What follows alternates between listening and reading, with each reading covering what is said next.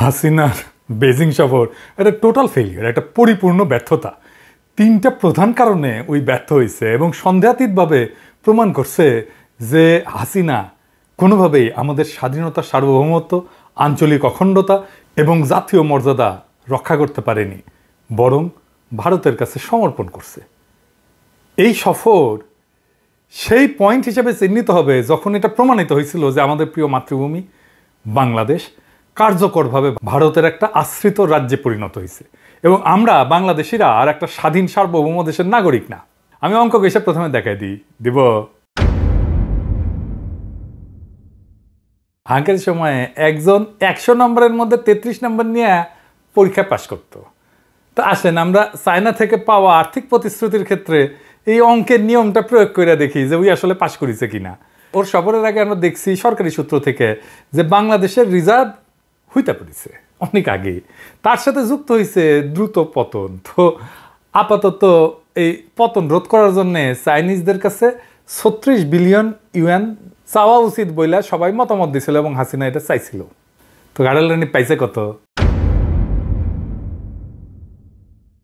1 billion yuan. এটা ডলারে কত? $1 7.5 ইউয়ানের মতো। তার মানে 36.5 বিলিয়ন ইউয়ান হইলে 5 বিলিয়ন ডলার হইতো। সে 36.5 ভাগের 1 ভাগ পাইছে, মানে 100 ভাগের 2.8 ভাগ পাইছে, 3ও না।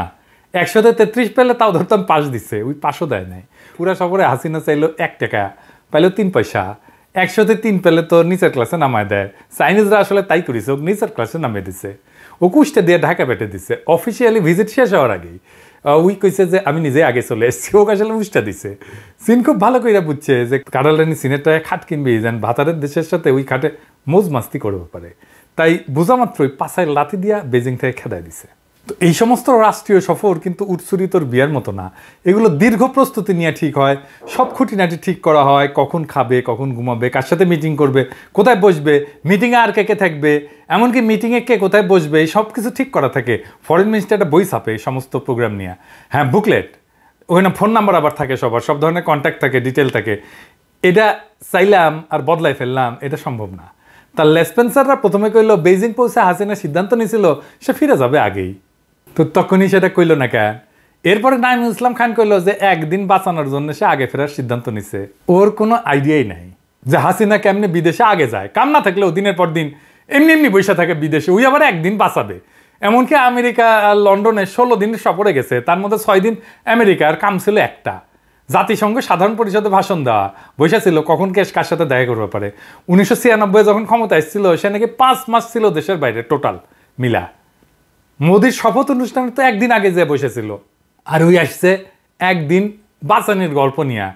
ওর কোনো আইডিয়া আছে? হ্যাঁ, হাসিনা বিদেশ ঘোরার খাইসলাত নিয়া এডিও সাহেব আইডিয়া আছে ওর কোনো? হাসিনা বিদেশ ঘোরার খাইসলাত নিয়া নো আইডিয়া এট অল নাই। আবার থার্ড টাইম, তৃতীয়বার তারা বয়ান বদলাই কইল যে পুতুলের অসুখ, সে থাকে দিল্লিত, তারা মেলা কিচ্ছা কইরা বিশ্ব স্বাস্থ্য সংস্থায় ঢুকেছে হাসিনা, অসুস্থ মাইরার নাকি দেখতে আসছে। আর পুতুলের নাকি যাওয়ার কথা ছিল চীনে হাসিনার সঙ্গে, তো সে যাইতে পারে নাই। হাসিনার 196 জনের লট বহর নিয়ে গেছিল চীনে। এই দেখেন তার তালিকার মধ্যে আছে পুতুলের নাম সফর সঙ্গী হিসাবে। হাসান মাহমুদ গাধাটা কইছে, গাধার সাউন্ড দেন, জোরে দেন, জোরে দেন, আরো জোরে দেন। ওই কইছে পুতুল দেশে আছে, তাই দেশে ফিরে তার সেবা করবি হাসিনা। আচ্ছা, আমার একটা বিষয়, আওয়ামী লীগ করলে কি জাউরা হয় নাকি সব জাউরারা আওয়ামী লীগ করে? পুতুল 10 তারিখে গেছেন নেপালে, ওর আগে প্রোগ্রাম ছিল WHO-র, 11 তারিখে বক্তিমা জারিছে সেটি। ওই যে দেখেন এই প্রোগ্রাম তো আগেই ঠিক করা থাকে, ওই নাকি যাবি চায়নাত। কি মিশা কথা কয়? এই দেখেন ওরা ভাবিছে আমরা ভাল শুন, কেন মিশা কথা কয় দেখেছেন? ওই একবার টেবিল ভরা খাবার নিয়ে বসেছিল, তারপর কয় ওটা আমার ছবি না, এডিট করা। হ্যাঁ, কেমন জাউরার ড্যাডা, হ্যাঁ হ্যাঁ গাধা। ও বুঝেও সবাই মনে করে গাধা, আসলে নিজে যে গাধা এটা বোঝে না। এবার গাধার সাউন্ড দেন, জোরে দেন, হ্যাঁ আরো জোরে দেন গাধার সাউন্ড। তারা আসলে যুক্তিসঙ্গ একটা সাফাই খুঁজে বের করতে ব্যর্থ হয়েছে যে কেন চিন্তা করে পাশায় লাথি দিয়ে বের করে দিছে, কি কবে আসে। তো এই সমস্ত কথা কইছে যে দিন বাঁচাইছে, মাইয়ার অসুখ, আগে চলে আসতে চাইছে, ইত্যাদি ইত্যাদি। চীন যেহেতু ওরে আর সার্বভৌম দেশের প্রতিনিধি বলে মনে করে না, তাই তার একটা স্বাধীন সার্বভৌম দেশের যে রাষ্ট্রপ্রধানকে যে প্রোটোকল দেওয়া হয় সেটা দেয়নি। বাংলাদেশের সব সিদ্ধান্ত যদি মোদি নেয় তাহলে হাসিনার লগে চায়না কেন ডিল করবে, আলাপ করবে, সরাসরি মোদির সাথে বাংলাদেশ নিয়ে আলাপ করবে। হাসিনা চায়নার কাছে ডিপ্লোম্যাটিক ভাষায় পার্সোনা নন গ্রাটা, তারে সাফল্যের সঙ্গে চায়নার মাটি থেকে লাথি দিয়ে পাঠাই দিছে। তবে কেন চায়না হাসিনারে লাথি দিয়ে পাঠাইলো? কারণ তিস্তা চুক্তি চাইনিজরা অনেকদিন থেকে এটার আশায় বসেছিল। এমনকি কাডালটা নিয়ে তিস্তার কথা তুলে নেয় তার সফরের সময়, কিন্তু টাকা সাহায্য চাইছে চাইনিজদের কাছে। চাইনিজরা এতই আগ্রহী ছিল এই তিস্তা প্রজেক্ট নিয়ে যে নিজের খরচায় বাংলাদেশ সরকারের পারমিশন নিয়ে সার্ভে চালাইছে ওই অঞ্চলে।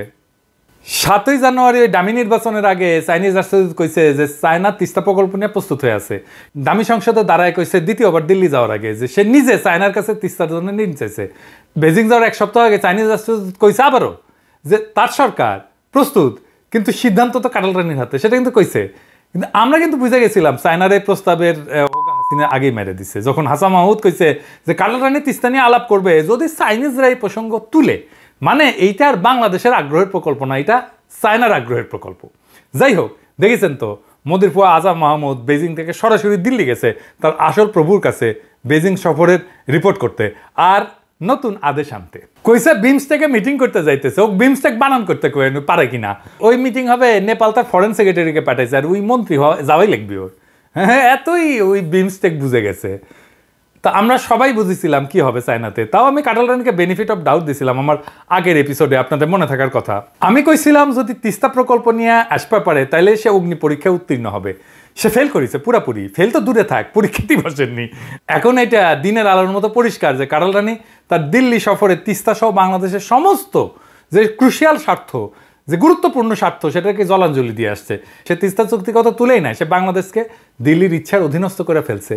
দিল্লি যা চাইবে সে সেটাই করবে, কারণ তার ক্ষমতায় ঠেকাই লাগবে, কারণ তাকে লুটপাট করতেই হবে।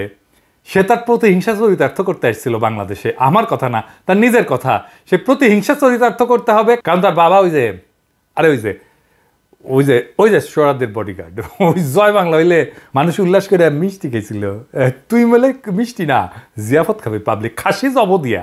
তাই আর ক্ষমতার আকাঙ্ক্ষা আর প্রতিহিংসার জিহাংসার জন্যে বাংলাদেশের পবিত্র ভূমিকে সে ইন্ডিয়ার মিলিটারি আর সিকিউরিটি ডিজাইনের অধীন করে ফেলছে। শুধু তাই না, ইন্ডিয়াকে রেল করিডোর দিতেছে, আর চিকেন নেক বরাবর চীনের কৌশলগত স্বার্থে আঘাত করিচ্ছে। এটা চায়না কোনোভাবে মাইনা নেবে না। দিল্লিতে যাইয়া যে সমস্ত সমঝোতা স্মারক স্বাক্ষর করেছে ডিফেন্সের, মেরিটাইম ইস্যুজ, মানে এই যে সমুদ্র সংক্রান্ত, সমুদ্র অঞ্চল সংক্রান্ত বিষয়গুলো নিয়ে, তারপরে স্যাটেলাইট কমিউনিকেশন, সবগুলো চায়নার জিও স্ট্র্যাটেজিক ইন্টারেস্টের বিরুদ্ধে। আর 3 নম্বর ব্যর্থতা হচ্ছে তার শাসনের প্রতি এখন থেকে চীনা সমর্থন একেবারে জয় বাংলা হয়ে গেল। চায়না কিন্তু কম সাপোর্ট করে নাই কাটালরানিকে। সোনার নৌকা দিয়া সবগুলো প্রতারণা নির্বাচনের পর আগে যে সে অভিনন্দন জানাইছে। 2016 সালে $24 বিলিয়ন ঋণ প্রতিশ্রুতি দিছিল। 15 বছর ধরিয়া যে মাতারিরা সাপোর্ট দিয়ে গেল, এখন চায়না তো কবে যে বেমানি করছে হাসিনা। আমরা এই কাটালরানি সাপোর্ট করার জন্য চায়নারে কম সমালোচনা করি নাই। সেই চীন এখন কইতেছে আমাদের সর্বনাশ হইয়া গেছে। ও আচ্ছা, এই নামে একটা কবিতা আছে তারাপদ রায়ের। চীনের অভিজ্ঞতা যা হইছে হাসিনারে নিয়া তার সাথে মিল আছে, মজা পাইবেন, পড়িয়া দেখি। হ্যাঁ, এই তারাপদ রায় সুনীল গঙ্গোপাধ্যায়ের বন্ধুস্থানীয় সমসাময়িক, একসাথে লেখালেখি করতো। আমাদের টাঙ্গাইলের ছেলে, কিন্তু বিন্দুবাসিনী থেকে ম্যাট্রিক পাস করে কলকাতা বিশ্ববিদ্যালয়ে পড়তে যায় ব্রিটিশ আমলে, ওইখানেই থিতু হন। তো উনি মূলত পরিচিতি পাইছেন হাসির ছোট গল্প লিখা। তো ওনার একটা বিখ্যাত কবিতা আছে, আমাদের সর্বনাশ হয়ে গেছে। আমি পড়তেছি। হ্যাঁ, আমরা যে গাছটিকে কৃষ্ণচূড়া ভেবেছিলাম, যার উদ্দেশ্যে ধ্রুপদী বিন্যাসে কয়েক অনুচ্ছেদ প্রশস্তি লিখেছিলাম, গতকাল বলয় বাবু বললেন ওইটা বানর লাঠি গাছ। অ্যালসেশিয়ান ভেবে যে সারমেয় শাবকটিকে আমরা 3 মাস বকলস পরিয়ে মাংস খাওয়ালাম, ক্রমশ তার খেকি ভাব প্রকট হয়ে উঠছে। আমরা টের পাইনি আমাদের ঝর্ণা কলম কবে ডটপেন হয়ে গেছে, আমাদের বড়বাবু কবে হেড অ্যাসিস্ট্যান্ট হয়ে গেছেন, আমাদের বাবা কবে বাপি হয়ে গেছেন। আমরা বুঝতে পারিনি আমাদের সর্বনাশ হয়ে গেছে। তো হাসিনারে অ্যালসেশিয়ান ভাইবা বকলস পরায় 3 বেলা মাংস খাইছে। এখন দেখিচ্ছে এটা অ্যালসেশিয়ান না, এটা নেরিকুত্তা। তো এডিটর সাহেব নেরিকুত্তার একটা সাউন্ড দেন। আর নেরিকুত্তা লাত্তি গেলে একটা সাউন্ড করে, সেটা দেন। এই সাউন্ড এখন করছে হাসিনা, বুঝছাও? তো এই যে বিশ্বাস ভঙ্গ, এই জন্যে সে চিরকালের জন্য চায়নারে হারাইছে। এই প্রসঙ্গে কয়ে রাখি, চায়নার সাথে ঐতিহাসিকভাবে ভালো সম্পর্ক ছিল বিএনপির জিয়ার আমল থেকে। জিয়া এটা বিশেষ একটা কাজ কইরা এই সম্পর্কটা তৈরি করছিল, ওইটা পরের আলাপ করবো নি, আজকে না। এইটা লাস্ট টাইমে বিএনপি টাইমে বাণিজ্য মন্ত্রী ছিলেন আমির খসরু মাহমুদ। তো যাই হোক, উনার আর কিছু কই না আজকে। উনি ঢাকায় বাণিজ্য মিশন খুলছিল তাইওয়ানের। এর জেরে তৎকালীন বিএনপি জামাত সরকারের সঙ্গে চীনের সম্পর্কের অবনতি হয়। আমির খসরু মাহমুদকে খালেদা জিয়া বরখাস্ত করেন। ও নিজের ডিসিশনে এই কাজটা করছিল, কিন্তু তারপরে দায়িত্ব দেওয়া হয় ওই যে আলতাফ হোসেন চৌধুরীকে। এই আমির খসরু মাহমুদ এখন বিএনপির অন্যতম নীতি নির্ধারক। শুধু তাই না, আন্তর্জাতিক সম্পর্ক দেখেন, ও বুঝেই না যে আন্তর্জাতিক সম্পর্ক জিও পলিটিক্যাল ইস্যুতে কোনগুলো ইম্পর্টেন্ট, কোনগুলোতে খেয়াল রাখতে হয় বিশেষ করিয়া বুঝেই না। আচ্ছা, আর একটা বিষয় নিয়ে একটু আলাপ করে নিই, মানে প্রেসিডেন্ট শি বিবৃতি দিছে, সেইটা একটু ব্যাখ্যা করে নিই। হ্যাঁ, শি হাসিনারে যা কইছে ডিপ্লোম্যাটিক ভাষায়, সেটা আমি সাধারণ মানুষের ভাষায় কইতেছি। এটা করার আগে আপনাদের একটা ডিপ্লোম্যাটিক ল্যাঙ্গুয়েজের গোপন তত্ত্ব শিখিয়ে দিই, আমার ক্ষুদ্র ভ্রাতাদের কাজে লাগবে, বউ বা গার্লফ্রেন্ডদের বুঝতে। আমার এক সিনিয়র ডিপ্লোম্যাট বন্ধু কইছে আমার এইটা। তো সেটা হচ্ছে, যখন একজন মহিলা কয় না না, তার মানে মেবি বা হইতে পারে। যদি কয় মেবি, তার মানে হইতেছে হ্যাঁ, বুঝাও। কিন্তু সে কখনো হ্যাঁ বলবে না, হ্যাঁ দিয়া ক্রস চিহ্ন দিয়ে দেন, পাশে একটা মায়ের ছবি দিয়ে দেন, তাইলে বুঝবে ভালো করে, বুঝাও। আচ্ছা, পাশে তো এখন ডিপ্লোম্যাটদের ভাষা দেন, এটা ডিপ্লোম্যাটের ছবি দেন। তো ওই ডিপ্লোম্যাট যখন কয় ইয়েস, সেটার মানে হইতেছে মেবি। আর যখন সে মেবি বলবে, তার মানে হইতেছে নো, না। কিন্তু একজন ডিপ্লোম্যাট কখনোই না কইবে না মুখ দিয়া। তো আমার মতো সি কখনোই যে হাসিনা কবে না জাউরার জাউরা, সে একদম ডিপ্লোম্যাটিক ল্যাঙ্গুয়েজে কইছে একই কথা, জাউরার জাউরা, বুঝাও। তো প্রেসিডেন্সি এটা খুব ছোট এবং খুব ছোট একটা প্যারাগ্রাফে তার প্রতিক্রিয়া আর বাংলাদেশ সম্পর্কে তার মূল্যায়ন বলছে। তো এটা হচ্ছে ইংরেজিত। হ্যাঁ, তো ইংরেজিত যেহেতু কাছে, তাইলে ঠিকই কাছে, তাই না? তো এটা বাংলা কইরা কই, মানে হইতেছে চীন সেই বাংলাদেশকে সমর্থন করে যা একটি স্বাধীন পররাষ্ট্রনীতি মেনে চলে এবং তার জাতীয় অবস্থার সঙ্গে মানানসই উন্নয়নের পথ অনুসরণ করে, জাতীয় সার্বভৌমত্ব, জাতীয় মর্যাদা এবং আঞ্চলিক অখণ্ডতা রক্ষায় এবং যে কোনো বহিরাগত হস্তক্ষেপের বিরোধিতা করে সমর্থন করে। তো ডিপ্লোম্যাটরা ওই যে কইছি না, কখনো না বলে না। সিজা কইছে তা খুব ইতিবাচক মনে হলে এটা খুবই নেতিবাচক। তবে একটা জিনিস দেখায় যে আমি বেশ কিছুদিন ধরে বলে আসতেছি, সার্বভৌমত্ব, জাতীয় মর্যাদা এবং আঞ্চলিক অখণ্ডতা রক্ষার কথা। এইটা সাহেব এনা দেখান না, এই কথা আমি কয়বার কইছি, বেশি দেখানো লাগবে না, 4-5টা দেখলেই হবে। বাংলাদেশ একটা বারুদের পাহাড়ে বসে আছে বিস্ফোরণের অপেক্ষায়। যদি হাসিনা বেজিং থেকে খালি হাতে ফিরে আসে, তাইলে এটা আগ্নেয়গিরির মতো হিংস্রভাবে অগ্নুৎপাতের জন্য যে বারুদের পাহাড় তৈরি আছে, সে পাহাড়ের সলতেতে আগুন দিয়ে দিবে। এই আগ্নেয়গিরির ছাই থেকে গড়ে উঠবে স্বাধীনতা, সার্বভৌমত্ব, আঞ্চলিক অখণ্ডতা এবং জাতীয় মর্যাদার গৌরবে উজ্জ্বল এক নতুন বাংলাদেশ। যারাই আমাদের সামগ্রিক স্বার্থকে সম্মান জানাইয়া আমাদের স্বাধীনতা, সার্বভৌমত্ব, আঞ্চলিক অখণ্ডতা, জাতীয় মর্যাদা এবং গণতান্ত্রিক চেতনা এবং আর্থসামাজিক প্রগতির প্রতি সত্যিকার সমর্থন এবং সহযোগিতার অঙ্গীকার করবে, আমরা তাদের দিকেই বন্ধুত্বের হাত বাড়ায় দেব। বাংলাদেশের পবিত্র জমিন থেকে ভারতের আধিপত্যবাদী কালো হাতকে সম্পূর্ণভাবে বিতাড়িত না কইরা আমাদের প্রিয় মাতৃভূমির স্বাধীনতা, সার্বভৌমত্ব, আঞ্চলিক অখণ্ডতা, আমাদের জাতীয় মর্যাদা এবং আমাদের জনগণের গণতান্ত্রিক আকাঙ্ক্ষা নিশ্চিত না কইরা আমরা ঘরে ফিরব না। এই মুহূর্তে আমাদের সর্বপ্রধান কাজ হচ্ছে আমাদের প্রিয় মাতৃভূমি বাংলাদেশের স্বাধীনতা, সার্বভৌমত্ব, আঞ্চলিক অখণ্ডতা, জাতীয় মর্যাদা এবং জনগণের গণতান্ত্রিক অধিকার সম্পূর্ণভাবে প্রতিষ্ঠা করা। এই কাজটা আমরাই করতে সক্ষম এবং তা আমরা করে ছাড়বই। যারাই আমাদের এই লক্ষ্য সমর্থন করতে আগে আসবে, তাদেরকেই সহায়ক শক্তি হিসেবে আমরা গ্রহণ করব, তাদের সাথে আমরা পথ চলব। চূড়ান্ত বিজয় অর্জন না হওয়া পর্যন্ত সেই বজ্রমুষ্টি আমরা নামাবো না। আমি বারে বারে বলি, বাংলাদেশের স্বাধীনতা, সার্বভৌমত্ব, আঞ্চলিক অখণ্ডতা এবং জাতীয় মর্যাদা রক্ষায় বাংলাদেশের 18 কোটি মানুষই যথেষ্ট। দেখেছেন, ঠিক একই কথা সি বলছে। তো বাংলাদেশের সার্বভৌমত্ব, আঞ্চলিক অখণ্ডতার, জাতীয় মর্যাদার শত্রুকে কে? চিল্লায়কন কে? আরো জোরে চিল্লায়কন। ইন্ডিয়া। সি তাইলে কারে দেখাইতেছে, কার দিকে আঙুল তুলতেছে? ইন্ডিয়া। তাই সি যখন বলছিল যে চীন একটা স্বাধীন পররাষ্ট্রনীতি মেনে চলার ক্ষেত্রে বাংলাদেশকে সমর্থন করে, তখন আসলে সে কইতেছে হাসিনা একটা স্বাধীন পররাষ্ট্রনীতি অনুসরণ করতেছেন না, বরং নয়াদিল্লির নির্দেশগুলো সে বাস্তবায়ন করতেছে এবং গ্রহণ করতেছে। এর মানে সে বাংলাদেশের প্রতিনিধিত্ব করতেছে না। সুতরাং আশা করবেন না যে চীন এমন একটা শাসনকে সমর্থন করবে বা সম্মান করবে যেটা তার কাজ দিয়ে প্রমাণ করছে যে এটা একটা এমন একটা পররাষ্ট্রনীতি অনুসরণ করে যা ভারতের অধীন, এমনকি বাংলাদেশের স্বার্থের চেয়ে ভারতের স্বার্থকে প্রাধান্য দেয়। দ্বিতীয়ত উনি কইছেন বাংলাদেশের জাতীয় অবস্থার সঙ্গে মানানসীন উন্নয়নের পথ অনুসরণ করাকে সমর্থন করে। এর মাধ্যমে উনি জানাই দিচ্ছেন যে হাসিনার যে নীতি, যে জাতীয় উন্নয়নের কথা বলে ভক্তি মাজারে না, সেইটা ভারতীয় সামরিক, রাজনৈতিক এবং অর্থনৈতিক স্বার্থের জন্য অসম সুবিধা দেওয়ার জন্য। আমরা এর মধ্যেই জানি যে কিভাবে বাংলাদেশের উন্নয়নের কথা বইলা পদ্মা ব্রিজ করছে, আসলে তো করছে ইন্ডিয়াকে করিডোর দেওয়ার জন্য, ট্রেনের করিডোর, তাই না? বাংলাদেশের বাজার ভারতীয় পণ্যের জন্য খুলে দিছে, বাংলাদেশের চাকরির বাজার খুলে দিছে ভারতীয়দের জন্য, তাও আবার অবৈধভাবে। জাতীয় স্বাস্থ্য ব্যবস্থার উন্নতির পরিবর্তে ভারতের স্বাস্থ্য পর্যটনকে সে প্রমোট করে, মার্কেটিং করে দেয়। হাসিনা কার্যত বিনা পয়সায়, বিনা টাকায়, বিনা বেনিফিটে ভারতকে অভাবনীয় একটা ভূ রাজনৈতিক অর্থনৈতিক সুবিধা দিছে। ক্রমাগত সীমান্তে হত্যা এবং অভিন্ন নদীর পানি প্রত্যাহার সহ ভারতের ক্রমাগত আগ্রাসী নীতি সত্ত্বেও পাইকারিভাবে কাঁঠালরানি দিয়েই যাচ্ছে। আর নির্লজ্জের মতো বলে ভারতকে যা দিছি তা নাকি তার সারা জীবন মনে রাখবে। আর বাংলাদেশে এমন একজন সাংবাদিক নাই যে জিজ্ঞেস করতে পারে আপনি কি দিচ্ছেন যা সারা জীবন মনে রাখবে। এবার আসেন গ্লোবাল টাইমসের একটা মূল্যায়ন। গ্লোবাল টাইমস একটা মূল্যায়ন করছে এই নিয়ে যে কিভাবে ইন্ডিয়া বাংলাদেশকে তার নিজের স্বার্থের অধীন করছে। গ্লোবাল টাইমস কিন্তু চাইনিজ কমিউনিস্ট পার্টি পত্রিকা, তা ওইটা যেটা কবে সেটা কিন্তু চায়নার গভর্নমেন্টের কথা, এটা বুঝলেন। গ্লোবাল টাইম পুরাই ইন্ডিয়ার দিকে আঙুল তুলে বলছে যে ভারত অন্যের মঙ্গল বিবেচনা না কইরা নিজের স্বার্থপর লাভের জন্য দুর্বল প্রতিবেশী দেশগুলোর বিরুদ্ধে আভ্যন্তরীণ রাজনীতিতে লিপ্ত হয় বা নিয়ন্ত্রণের উপায় হিসাবে পানিকে অস্ত্র হিসাবে ব্যবহার করে। প্রেসিডেন্সি আমাদের স্বাধীনতা, সার্বভৌমত্ব, আঞ্চলিক অখণ্ডতাকে বিপন্ন করার জন্য হাসিনাকে খুব ঠিকভাবে অভিযুক্ত করছেন যে হাসিনা ভারতের কাছে আমাদের গুরুত্বপূর্ণ জাতীয় স্বার্থগুলোকে পাইকারিভাবে বিক্রি করে দিছে।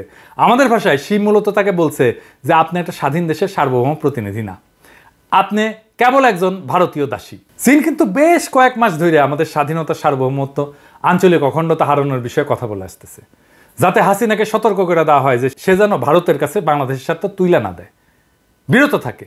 এবং এটা তুলে দিলে এই অঞ্চলে এমন একটা ভূ রাজনৈতিক ভারসাম্যহীনতার সৃষ্টি হবে যা চীনের জন্য প্রতিকূল। স্পষ্টতই হাসিনা এই সতর্কবার্তায় কর্ণপাত না করার সিদ্ধান্ত নিয়েছে এবং এর পরিবর্তে সম্পূর্ণভাবে ভারতের ঘাটেই শয্যাশায়ী হয়েছে। পরিশেষে প্রেসিডেন্সি আরেকটা কথা বলছেন যা আমাদের সংগ্রামের জন্য অত্যন্ত তাৎপর্যপূর্ণ, সেটা হলো চীন বাংলাদেশে যে কোনো বহিঃশক্তির হস্তক্ষেপের বিরোধিতা করতে প্রতিশ্রুতিবদ্ধ। এবং এইটা সেই কাজ, সেই অ্যাকশন, সেই কথা, সেই বক্তব্য যার জন্যে ইন্ডিয়া এবং তার দাসী হাসিনা এবং তার লেসপেন্সারদের ঘুম এখন থেকে হারাম হইয়া গেছে।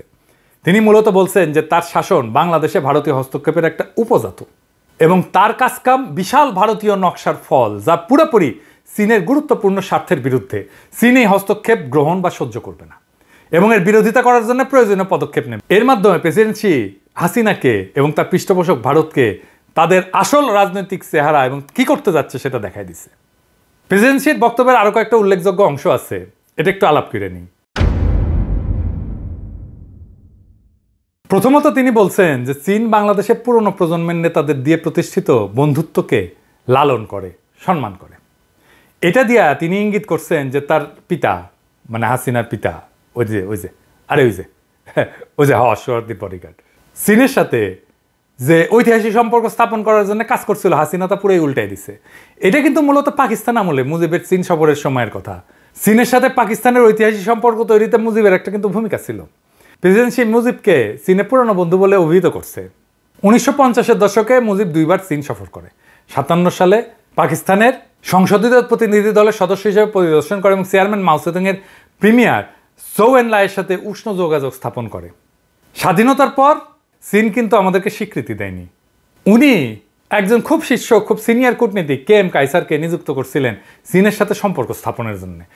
এই কে এম কায়সার ছিল চৌ এনলাইয়ের ব্যক্তিগত বন্ধু। উনি একসময় বেইজিংয়ে পাকিস্তানের রাষ্ট্রদূত ছিলেন এবং চীন এই উদ্যোগকে স্বীকৃতি দিচ্ছে এবং আস্থার চিহ্ন হিসেবে জাতিসংঘে বাংলাদেশের সদস্য পদ আর ভেটো না দেওয়ার সিদ্ধান্ত নিয়েছিল কিন্তু মুজিব বেঁচে থাকতেই। তো তার বিবৃতিতে শি মূলত হাসিনাকে বলছে যে তিনি ভারতকে আলিঙ্গন করিয়া চীনের বিরুদ্ধে কাজ করে তার পিতার উত্তরাধিকারকে সম্পূর্ণভাবে ধ্বংস করছেন। এর মাধ্যমে তিনি আওয়ামী লীগ সদস্যদের কাছে একটা বার্তা পাঠাইছেন, এই মহিলা তার বাবার প্রকৃত চেতনাকে সমর্থন করে না। প্রেসিডেন্সির বিবৃতিতে দ্বিতীয় উল্লেখযোগ্য বাক্যটি হল চীন আগামী বছর কূটনৈতিক সম্পর্ক প্রতিষ্ঠার 50তম বার্ষিকীকে বেল্ট অ্যান্ড রোড ইনিশিয়েটিভের মানে ওই যে বিআরআই আছে না, এটার যৌথ নির্মাণের বিভিন্ন ক্ষেত্রে সহযোগিতার মাধ্যমে আরও গভীর করার এবং প্রসারিত করার সুযোগ হিসেবে গ্রহণ করবে। এর মাধ্যমে ইঙ্গিত দিচ্ছেন যে চীনের সাথে আর কোনো সহযোগিতা এখনই ঘটবে না এবং আগামী বছর পর্যন্ত অপেক্ষা করতে হবে। তিনি এর মাধ্যমে ভারতীয় সম্প্রসারণবাদের বিরুদ্ধে চীনের পদক্ষেপের একটা সময়সীমা নির্দেশ করছেন কি আমরা জানি না, সময় এটা বলে দেবে। তবে এটা স্পষ্ট, চীন চুপ থাকবে না। আমার দৃষ্টিতে হাসিনার চীন সফর কেবল একটা বিশাল ব্যর্থতা না, হাসিনার শাসন এবং ভারতের জন্য একটা খুব খারাপ খবর।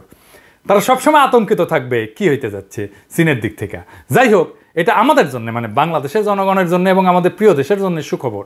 এই বিষয়ে আমার কয়েকটা পর্যবেক্ষণ আছে, আপনাদের সাথে একটু এটা শেয়ার করে নিই। প্রথমত, চীনারা আগে প্রতিশ্রুতি দিছিল যে এই সফর হবে গেম চেঞ্জার এবং এটা তাই হইল। হাসিনা সফরের আগে সম্পূর্ণভাবে ভারতের কাছে আত্মসমর্পণ করে চীনের স্বার্থকে উপেক্ষা করার ফলে চীনকে হাসিনা সম্পর্কে চূড়ান্ত সিদ্ধান্ত নিতে বাধ্য করছে। শাসক গোষ্ঠী এই হাসিনা তার প্রভুর প্ররোচনায় আমাদের একটা শীতল যুদ্ধের দিকে ঠেলে দিছে, যেখানে চীন ভারত একেবারে মুখোমুখি। এই স্নায়ু যুদ্ধের পরিধি শুধু বাংলাদেশের মধ্যে সীমাবদ্ধ থাকবে না, আমাদের চারপাশে সমগ্র অঞ্চলকে এর সাথে জড়িত করবে। এই কোল্ড ওয়ারে চরম একটা ঝুঁকিপূর্ণ এলাকা থাকবে, আর সেটা হবে বাংলাদেশ। এটা কিভাবে শেষ হবে সে সম্পর্কে আমাদের খুব ভালো ধারণা আছে। ফলাফল দুই পক্ষের অর্থনৈতিক এবং সামরিক ভারসাম্য দিয়ে শক্তি দিয়ে নির্ধারিত হবে। চীনের জিডিপি ভারতের 5 গুণ বড় এবং সামরিক শক্তি শুধুমাত্র মার্কিন যুক্তরাষ্ট্রের সাথে তুলনীয়। এই ফাইটে ভারতের কোনো সুযোগ থাকবে না। আর দ্বিতীয়ত, কে আমাদের শত্রু কে আমাদের বন্ধু সে সম্পর্কে আমরা এখন পরিষ্কার। স্পষ্টভাবে এবং সঠিকভাবে শত্রুকে চিহ্নিত করা একটা সফল সংগ্রামের প্রথম ধাপ। হাসিনার চীন সফর কোনো সন্দেহ ছাড়াই প্রকাশ করছে যে ভারতই এখন আমাদের স্বাধীনতা, সার্বভৌমত্ব, আঞ্চলিক অখণ্ডতাকে বিপন্ন করছে। তার ধাসী হাসিনার শাসনের পূর্ণ সমর্থন নিয়ে। হাসিনা নাকি একটা ভারসাম্যপূর্ণ পররাষ্ট্রনীতি অনুসরণ করে, এটা যে একটা ভান, এটা যে একটা নির্জলা মিথ্যা, সেটা এখন সবাই বুঝতে পারছে। এই শাসনে যে 71-এ যে মালেকের শাসন ছিল না, টিক্কা খানের শাসন ছিল না, এরকম একটা শক্তির শাসন, এটা দখলদারির শাসন। ভারত আমাদের প্রধান প্রতিপক্ষ, তার বিরুদ্ধে আমাদের লড়াই। একবার আমরা ভারতের অন্ধকার সম্প্রসারণবাদী হাত যদি ভাঙতে সক্ষম হই, হাসিনা সহ স্থানীয় লেসপেন্সারগুলি সব শেষ হয়ে যাবে। এখন যেহেতু আমাদের শত্রুদের স্পষ্টভাবে চিহ্নিত করা হয়েছে, আমাদের সবচেয়ে গুরুত্বপূর্ণ কাজ হচ্ছে শত্রুকে পরাজিত করার জন্য আমাদের উদ্দেশ্য, কৌশল এবং কাজগুলোকে সঠিকভাবে পরিকল্পনা করা। এর মধ্যে কোটা সংস্কার আন্দোলনের ছাত্ররা দারুণ কাজ করছে। এই আন্দোলন সংগ্রাম একটা রাজনৈতিক চরিত্র লাভের দিকে আগায় যাইতেছে। আমি এটা নিয়ে পরের এপিসোড করব, সেটার আলাপ পরে, আজকে না। তবে আগামী দিনগুলোতে আমরা এই জটিল বিষয়টা বিশদভাবে আলোচনা করবো একটা সূচনা বিন্দু হিসেবে। আমাদের এখন ভারতীয় পণ্য বয়কট এবং রেল ট্রানজিট বন্ধ কইরা ফুল স্কেল ইন্ডিয়া আউট প্রোগ্রামে আমাদের সমস্ত পদক্ষেপকে একসাথে করা উচিত এবং সামনে আগায় যাওয়া উচিত। তৃতীয়ত, এ পর্যন্ত আমরা ভারত নামের একটা বিশাল প্রতিপক্ষ এবং তার নৃশংস দালাল শাসনের মুখোমুখি হয়েছি। এটা ছিল শত্রুর বিরুদ্ধে একটা অসম লড়াই। এখন টেবিল ঘুরে গেছে, পরিস্থিতি নাটকীয়ভাবে পরিবর্তন হয়েছে। চীন হাসিনাকে প্রত্যাখ্যান করছে এবং আমাদের স্বাধীনতা, সার্বভৌমত্ব এবং আঞ্চলিক অখণ্ডতা রক্ষায় সমর্থন দিতে প্রতিশ্রুতিবদ্ধ হয়েছে, যা আমাদের জনগণেরও আকাঙ্ক্ষা। আমরা আর একা না। এশিয়ার সবচেয়ে শক্তিশালী জাতি, শুধু এশিয়ার না, পৃথিবীর দ্বিতীয় শক্তিশালী জাতি এবং বিশ্বের 2টা পরাশক্তির মধ্যে একটা আমাদের সংগ্রামের উদ্দেশ্যের সমর্থনে দাঁড়াইছে। সবচেয়ে গুরুত্বপূর্ণ সংগ্রামে আমাদের সর্বাত্মক ভারসাম্য শক্তির দিক থেকে প্রবল। তাই আমরা চূড়ান্ত বিজয়ের ব্যাপারে নিশ্চিত। একদিকে হাসিনা আর আমেরিকার বরকন্দাজ ভারত, অন্যদিকে বাংলাদেশের জনগণের পাশে চীন। এই লড়াইয়ে কে বিজয়ী হবে তা বলে দেওয়ার অপেক্ষা নাই। চতুর্থত, আমাদের মনে রাখতে হবে যে আমাদের লড়াই মূলত আমাদের নিজেদের লড়াই। আমরা আমাদের জাতীয় পরিত্রাণের দায়িত্ব অন্য জাতিকে দিতে পারি না এবং করা উচিতও না। এটা যত কঠিনই হোক না কেন, আমাদের অবশ্যই আমাদের দায়িত্ব পুরোপুরি পালন করতে হবে এবং আমাদের উদ্দেশ্য এবং আকাঙ্ক্ষার সাথে সামঞ্জস্যপূর্ণ হইলেই আমরা আন্তর্জাতিক শক্তির সাহায্য নেব। আমরা ঔপনিবেশিক শাসনের বিরুদ্ধে আমাদের দীর্ঘ অথচ সফল সংগ্রাম, আমাদের স্বাধীনতা যুদ্ধ, ফিলিস্তিন এবং কাশ্মীরের মতো বিশ্বব্যাপী মানুষের দীর্ঘ চলমান সংগ্রাম থেকে অনুপ্রেরণা নেব এবং আমাদের সশস্ত্র বাহিনীর গর্বিত সদস্যদের সিদ্ধান্ত নিতে হবে যে তারা পলাশির সময় সিরাজদৌল্লা সেনাবাহিনীর মতো সাইডলাইনে থাকবে কিনা, যখন মীর জাফর রূপী হাসিনা এবং তার সহষড়যন্ত্রকারীরা ভারতের কাছে দেশ বিক্রি করে দিতেছে। পুলিশ সদস্যদের সহ আইন প্রয়োগকারী সংস্থার সদস্যদের সিদ্ধান্ত নিতে হবে যে তারা ভারতীয় দাসীকে ক্ষমতায় রাখার জন্য নৃশংস শক্তি প্রয়োগ চালায় যাবে কিনা এবং এর ফলে তাদের নিজেদের এবং ভবিষ্যৎ প্রজন্মের ভাগ্য বন্ধক রাখবে কিনা, নাকি আমাদের বীর জনগণের পাশে থাকবে। এমনকি আওয়ামী লীগ এবং তার সহযোগী সংগঠনের সদস্যরাও আপনারা কি আমাদের প্রিয় জাতির সবচেয়ে বড় বিশ্বাসঘাতক হিসেবে ইতিহাসের নাম লেখাইতে চান এবং একটা পরাজয়ের শিকার হইতে চান, নাকি আমাদের গৌরবময় সাধারণ ভবিষ্যতের লড়াইয়ে যোগ দিতে চান? ঢাকা বিশ্ববিদ্যালয়ের ছাত্ররা দেখেন, সবাই মনে করছিল না যে পুরাই হাসিনার দখলে ঢাকা বিশ্ববিদ্যালয়, সব ছাত্রই হাসিনারকে সাপোর্ট করে, দেখেন কি করে। অবশেষে চীনের প্রতি একটা বার্তা দিতে চাই। আজকে আমরা বাংলাদেশ এবং চীনের জনগণের স্বার্থ এবং আকাঙ্ক্ষার মধ্যে অনেকগুলো মিল দেখতে পাচ্ছি। আমাদের অঞ্চল একটা বিশেষ রাজনৈতিক এবং একটা প্রগতির পরিবর্তনের দ্বার প্রান্তে আছে। সাম্প্রতিক বছরগুলোতে দক্ষিণ এশিয়া অঞ্চলে ছোট দেশগুলোতে ইন্ডিয়া আউট অভিযানের উত্থানের মূল কারণ হিসেবে রাজনৈতিক শক্তির ঐক্য এবং চীন যে পদ্ধতিতে পাশে ছিল তার সাথে আমরা সম্পূর্ণভাবে একমত। আমরা বিশ্বাস করি এটা বাংলাদেশের ক্ষেত্রে সম্পূর্ণ প্রাসঙ্গিক। বাংলাদেশে আমাদের নিজস্ব ইন্ডিয়া আউট আন্দোলনের স্বীকৃতি দেওয়ার জন্য আমরা চীনের প্রতি কৃতজ্ঞতা জানাই। চীন এবং বাংলাদেশ সহ দক্ষিণ এশিয়া এবং ভারত মহাসাগর অঞ্চলের ছোট ছোট দেশগুলোর মধ্যে ঘনিষ্ঠ অর্থনৈতিক এবং সামাজিক উন্নয়ন সহযোগিতা বৃদ্ধির জন্য চীনের দৃঢ় সংকল্প দিয়ে আমরা বিশেষভাবে উৎসাহিত হয়েছি। আমরা মনে করি চীন সমস্ত অঞ্চলের একটা ইতিবাচক রূপান্তরের ইঞ্জিন হইতে পারে। এই লক্ষ্যে আমরা চীনকে একটা নির্দিষ্ট গোষ্ঠী বা একটা নির্দিষ্ট রাজনৈতিক দলের সাথে কাজ করার সংস্কৃতি থেকে চূড়ান্ত সিদ্ধান্ত নিয়ে সরে আসার অনুরোধ করতেছি। যেমনটি এখন পর্যন্ত তারা ভারতের দাসী দুর্নীতিগ্রস্ত হাসিনার সাথে করে আসতেছে। আমাদের জনগণের সাথে তাদের একটা বিস্তৃত অংশীদারিত্বের সম্পর্ক তৈরি করা উচিত। আমরা তাদের প্রতি আহ্বান জানাই যেন তারা বাংলাদেশের জনগণকে এই অভিন্ন সংগ্রামে সমান অংশীদার এবং আমাদের অভিন্ন ভাগ্যের সহভাগী হিসেবে থাকেন। আমরা চীনের বিভিন্ন আন্তর্জাতিক রাজনৈতিক পদক্ষেপ দেখে আশ্বস্ত বোধ করি। এই যে মালদ্বীপ এটার প্রমাণ। এখানে দেখছি যে চীন গণতান্ত্রিক ব্যবস্থা আস্থা রেখা মালদ্বীপ থেকে ভারতীয় হস্তক্ষেপকে দূর করতে সাহায্য করছে। অতএব আমরা আপনাকে আমাদের জনগণের গণতান্ত্রিক আকাঙ্ক্ষাকে সম্মান এবং সমর্থন করার জন্য আমন্ত্রণ জানাই। এটাই ছিল আমাদের জাতীয় মুক্তি আন্দোলনের পথ নির্দেশক, যেই বিপ্লব আমাদের হাতছাড়া হয়ে গেছে। চীনের সর্বাত্মক স্বার্থেও আমাদের এই গণতান্ত্রিক আকাঙ্ক্ষা গুরুত্বপূর্ণ। চীনের অনুধাবন করা উচিত যে যতদিন পর্যন্ত বাংলাদেশের জনগণ অবাধ নিরপেক্ষ নির্বাচনের মাধ্যমে তাদের প্রকৃত প্রতিনিধি নির্বাচন করতে সক্ষম হবে না, ততদিন তারা কখনোই আমাদের প্রিয় মাতৃভূমির শত্রুদেরকে দূর করতে পারবে না। হাসিনা যতদিন ক্ষমতা আঁকড়ায় থাকবে ততদিন হাসিনা বাংলাদেশকে ভারতের আশ্রিত রাজ্য হিসেবেই বিবেচনা করবে। ভারতও সেটা করবে বাংলাদেশকে। চীনের স্বার্থ সে সবসময় উপেক্ষা করবে। চীন যা যা সাহায্য করছে হাসিনাকে তার শেষ বিচারে ভারতকে সাহায্য করছে। হাসিনা তো ভাত খায় ভাতারের আর পীড়িত করে ভাসুরের সঙ্গে। হাসিনা কোন জায়গায় আনছে দেশকে দেখতে পারতেছেন তো। হাসিনা তো ক্ষমতা ছাড়বে না, আবার এরকম একটা নির্বাচন করে আবার 5 বছর ক্ষমতা থাকবে। সে তার প্রশাসন আর তার আর্মি আর মিলিটারিদের খাওয়াবে, ওরা পিটাবে পাবলিককে, রাস্তায় দাঁড়াইতে দেবে না। ওর সব রিসোর্স সমস্ত সম্পদ বাংলাদেশের শেষ না হওয়া পর্যন্ত কামড়ায় ধরে থাকবে। যখন দেখবে সে বেতন দিতে পারতেছে না এই আর্মি পুলিশ মিলিটারিদেরকে, খাওয়ার পয়সা দিতে পারতেছে না তার দলের লোকজনদেরকে, লুটপাটের আর কিছু নাই, তখনই যাবে। 1 বিলিয়ন ইউএন দিবেন বলছেন তো, 1 ইউএনও দিবেন না। দিলে ওটা আপনার শত্রু দেশের বান্দিকে সাহায্য করবে, আপনার কিছুই করতে হবে না। খালি ওর সাথে সকল সম্পর্ককে মিনিমাম জায়গায় নিয়ে আসেন। চীনের টাকা পাবে না, এটা হাসিনা প্রশাসন জানলে ওদের পেটের গু শুকায় ঘুটে হয়ে যাবে। বাকি কাজ করবে দেশের জনগণ। একটা দেশের 95% মানুষ যে শাসনকে ঘৃণা করে সেই রেজিম টেকান না, টিকবেও না। আমরা এক সময় আমেরিকার পশ্চিমের জন্য একটা ওয়েলকামিং পলিটিক্যাল স্পেস তৈরি করে দিছিলাম। হ্যাঁ, কিছুদিন আগে যখন আমরা মনে করছিলাম যে তারা আমাদের গণতন্ত্রের লড়াইয়ে সমর্থন জানাবে। আমেরিকার তো বুদ্ধি বেশি কিন্তু আক্কেল কম, তাই পুরাই লস করছে। আমেরিকা তো কিছুই করতে হইতো না। ওই যে আজিজরে ভিসা রেস্ট্রিকশন দিচ্ছে, এটা ভোটের আগে দিলে পরিস্থিতি অন্যরকম হয়ে যেত, দেয় নাই। সারা দুনিয়ায় সব লড়াইয়ে আন্তর্জাতিক গোষ্ঠীর সাহায্য পাইছে, পায়, হয়, লাগে, হয় মরাল সাপোর্ট লাগে অথবা ম্যাটেরিয়াল সাপোর্ট লাগে।